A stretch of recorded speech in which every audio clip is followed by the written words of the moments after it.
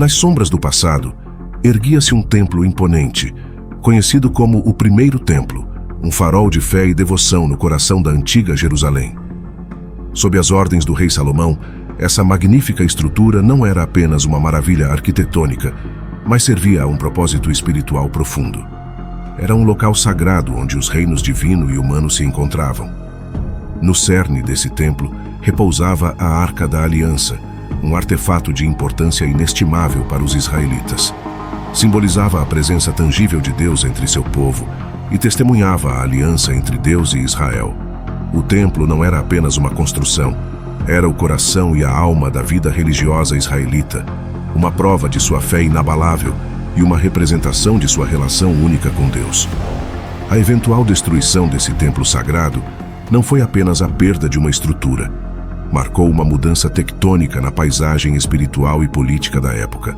Compreender seu contexto e importância proporciona uma visão mais profunda das provações, da fé e da história dos israelitas. Em uma era antiga, surgiu um poderoso rei chamado Nabucodonosor. Sob seu domínio, Babilônia cresceu como um império poderoso sem igual na região. Nabucodonosor não era apenas um homem de ambição. Era um conquistador que via territórios não apenas como terras, mas como extensões da grandeza da Babilônia. Jerusalém, a joia brilhante dos judeus e lar do majestoso Templo de Salomão, não escapou da atenção de Nabucodonosor. Essa cidade sagrada, rica em história e fé, tornou-se um ponto focal para os desejos expansionistas do rei babilônico. Em pouco tempo, as forças de Nabucodonosor cercaram Jerusalém, uma demonstração poderosa da força da Babilônia contra o povo de Judá. A Bíblia nos conta que, em seus dias, Nabucodonosor, rei da Babilônia, veio contra Jerusalém, e ela se tornou seu servo por 3 anos. Então ele se virou e se rebelou contra ele. Em vez de destruir Jerusalém após o cerco inicial, Nabucodonosor escolheu uma abordagem mais estratégica. Fez com que os reis judeus seguissem suas ordens, controlando-os como marionetes. Embora ainda mantivessem o trono, precisavam jurar lealdade à Babilônia e seguir as ordens de Nabucodonosor.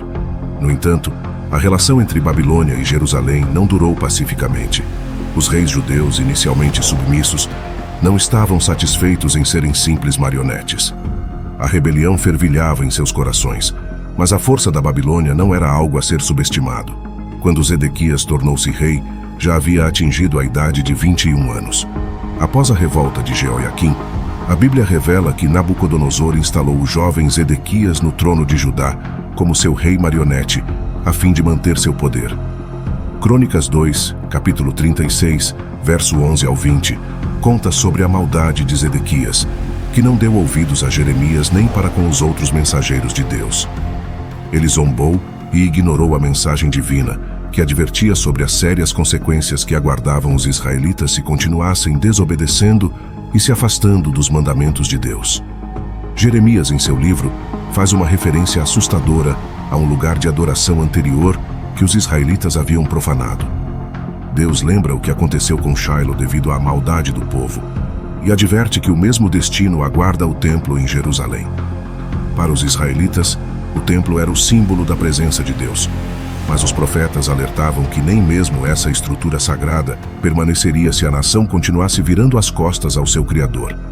O cerco final de Jerusalém é descrito em 2 Reis 25, verso 1 ao 3. No 9º ano do reinado de Zedequias, no 10º mês, no 10º dia do mês, Nabucodonosor, rei da Babilônia, veio contra Jerusalém e a sitiou. Construiu um muro de cerco ao redor da cidade, que permaneceu sitiada até o 11º ano de Zedequias. A fome tornou-se tão severa que não havia comida para o povo. Nabucodonosor usou uma tática comum para conquistar cidades muradas, erguendo um muro de cerco. O objetivo era cercar a cidade, cortar todo o comércio e suprimentos e, eventualmente, forçar os habitantes a se renderem devido à fome. Durante esse cerco, Zedequias foi capturado e executado, enquanto a cidade experimentava uma fome avassaladora. O relato continua descrevendo a cruel execução de Zedequias e o saque de Jerusalém. Após entrar na cidade, as forças babilônicas dirigiram-se diretamente ao marco mais sagrado de Jerusalém, o Templo de Salomão. Essa estrutura magnífica, construída como morada de Deus na terra, foi saqueada e incendiada. No 7º dia do 5º mês, no 19º ano do reinado de Nabucodonosor, Nebuzaradã, comandante da guarda imperial e oficial do rei da Babilônia, veio a Jerusalém. Incendiou o templo do Senhor, o palácio real e todas as casas de Jerusalém. Cada edifício importante foi consumido pelas chamas. As muralhas que garantiam a segurança de Jerusalém foram destruídas, transformando a cidade em um local inseguro para seus habitantes. As ruínas permaneceram até serem reconstruídas pelos exilados que retornaram nos dias de Neemias. Nebuzaradã, o capitão da guarda, demoliu sistematicamente a cidade, queimando o palácio, edifícios-chave, derrubando as muralhas e destruindo o templo. Os babilônios, insatisfeitos com a destruição, saquearam o templo, levando consigo muitos de seus tesouros como espólio de sua vitória. Foi a ruína do magnífico templo de Salomão, não apenas a perda de uma construção, mas o símbolo dilacerante de uma aliança quebrada e de uma relação tensa entre Deus e seu povo. Essa destruição não foi apenas a perda de um edifício, foi o símbolo doloroso de uma aliança quebrada e de uma relação estremecida entre Deus e seu povo. No entanto, como a história posterior mostraria, foi também um testemunho do espírito indomável de uma nação e da misericórdia interminável de um Deus amoroso. Foi a terceira onda importante de cativeiro, levando o restante do povo, exceto os pobres da terra. Jeremias 52, verso 17 ao 23, detalha o saque do templo, com os babilônios levando os pilares de bronze, carros e o mar de bronze. Em meio às sombras da noite, o templo que outrora resplandecia como símbolo da glória de Deus e do orgulho de Israel, agora jazia em ruínas, consumido pelo fogo da conquista. O som das chamas ecoava como um lamento na cidade sagrada de Jerusalém. E assim, as antigas profecias se cumpriram. As advertências dos profetas ressoaram em cada pedra despedaçada. A Babilônia, um império em ascensão, não apenas destruiu fisicamente o templo, mas arrancou de seus alicerces os tesouros que testemunharam séculos de adoração. Entre os destroços, o povo de Israel testemunhou o colapso não apenas de uma estrutura física, mas da promessa divina que o templo representava. A aliança estava rompida e a cidade de Davi foi envolta em trevas. Enquanto os babilônios celebravam sua vitória, uma sombra de esperança persistia nas cinzas. Pois na história dos israelitas, as ruínas nunca foram o fim. O Deus que guiou Moisés através do deserto, que derrubou as muralhas de Jericó e que habitou no templo de Salomão, ainda estava tecendo seu plano misterioso. O destino de Israel estava entrelaçado com a misericórdia divina, e das cinzas de Jerusalém surgiria uma jornada de redenção. Longe foram os potes, as pás, as guarnições, as tigelas, as colheres e todos os utensílios de bronze com os quais os sacerdotes ministravam. As bacias, as panelas de fogo, as tigelas, as panelas, os candelabros, as colheres e as taças, tudo o que era de ouro sólido e tudo o que era de prata sólida, o capitão da guarda levou consigo. As 2 colunas, uma C, e as 12 bolas de bronze que estavam sob ela, e os carros que o rei Salomão tinha feito para a casa do Senhor. O bronze de todos esses artigos estava além da medida. Agora, em relação às colunas, a altura de uma coluna era de 18 côvados. Uma linha de medição de 12 côvados poderia medir sua circunferência, e sua espessura era de 4 dedos. Era oca, com um capitel de bronze sobre ela. Esta foi a terceira e mais significativa onda de cativeiro. Da mesma maneira que os habitantes restantes foram levados como escravos para a Babilônia, as joias remanescentes do templo também foram levadas como resultado do julgamento de Deus. Jerusalém foi deixada em ruínas e foi saqueada minuciosamente. Embora o exército caldeu estivesse enfurecido com a resistência persistente dos judeus, eles não recorreram imediatamente a queimar e destruir tudo, como frequentemente acontece em tais situações. Em vez disso, esperaram algumas semanas, e Nebuzaradã recebeu a ordem de realizar a destruição final de Jerusalém. Apesar da paciência generosa de Deus e da concessão de tempo para o arrependimento, os corações do povo permaneceram endurecidos e relutantes em mudar. Portanto, o castigo foi executado em toda a sua extensão. Não é surpreendente que as casas do rei e dos grandes homens tenham sido incendiadas. No entanto, É verdadeiramente surpreendente que a casa do Senhor também tenha sido destruída nessas chamas. Aquele lugar sagrado e belo, queimando em um evento trágico. Poderia ser possível que a casa que Davi tinha preparado e que foi construída por Salomão com enormes despesas, a mesma casa que era constantemente vigiada por Deus, 1 Reis 9, verso 3, pudesse ter sido salva do fogo? Não deve ser a prova de fogo contra os julgamentos de Deus. Deve ser reduzido a cinzas, e é provável que a arca dentro dela também seja destruída.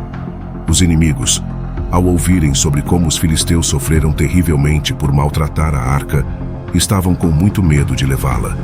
Vários grandes homens são mortos a sangue frio, incluindo Seraías, o sumo sacerdote, que era pai de Esdras, como aparece em Esdras 7, verso 1. O segundo sacerdote, que oficiava por ele quando necessário, e os 3 porteiros do templo. O general do exército, 5 conselheiros privados, o secretário de guerra ou mestre de pagamentos do exército e 60 cavalheiros do país que se haviam escondido na cidade. Depois, nos anais da história, poucos momentos lançaram uma sombra tão longa e escura quanto a destruição do Templo de Salomão. Isso não foi apenas uma perda de tijolos e argamassa.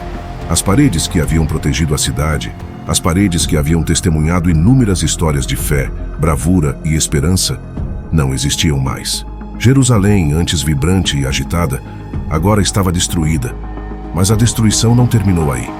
Muitos dos judeus foram acorrentados e levados para longe de sua pátria. Eles foram forçados ao exílio na Babilônia, estranhos em uma terra estrangeira. Os ecos de seu lamento dilacerante podem ser sentidos no Salmo 137. Junto para os rios da Babilônia, ali nos sentamos, chorando quando nos lembramos de Sião. A memória de sua terra natal era um lembrete doloroso do que foi perdido. Este evento catastrófico não foi apenas uma destruição física. A alma da comunidade foi profundamente ferida. Como poderiam eles cantar a canção do Senhor em uma terra estrangeira? Sua dor era visível, e, no entanto, dentro dessa dor, as sementes da reflexão e transformação começaram a brotar. Sendo exilados de sua terra natal, as pessoas iniciaram um período profundo de busca interior. Perguntas sobre sua identidade, sua fé e seu relacionamento com Deus ocuparam seus pensamentos. Foi um momento em que voltaram às suas escrituras em busca de compreensão e orientação. Na ausência do templo físico, aprenderam a encontrar Deus de novas maneiras. Sinagogas começaram a surgir como lugares de adoração e estudo, e a essência de sua fé se voltou para o interior, tornando-se mais pessoal e reflexiva. A destruição do templo e o subsequente exílio levaram a uma evolução no pensamento e prática dos israelitas. As pessoas passaram a entender que sua conexão com Deus não estava restrita a um lugar ou edifício específico. Deus estava com eles, mesmo nas terras distantes da Babilônia. No final, a angústia e a desolação tornaram-se o crisol para uma consciência renovada. As lições aprendidas no exílio, a resiliência demonstrada e as visões espirituais adquiridas pavimentaram o caminho para o eventual retorno a Jerusalém e a reconstrução do segundo templo. A destruição do Templo de Salomão e o exílio na Babilônia permanecem capítulos sombrios na história, mas também servem como lembretes poderosos do espírito indomável do povo e de sua fé inabalável em Deus, mesmo nos tempos mais sombrios. A história do Templo de Salomão não é apenas uma história de perda, mas de esperança e renascimento. É como assistir a noite mais escura se transformar no amanhecer de um novo dia. Embora a destruição deste grandioso templo tenha sido um capítulo angustiante para os israelitas, não foi o fim de sua história. Na verdade, foi um novo começo.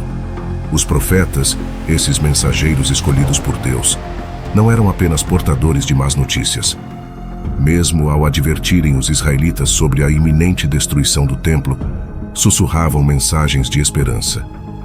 Imagine-os de pé no meio da multidão temerosa, levantando suas vozes não para espalhar o terror, mas para dar tranquilidade.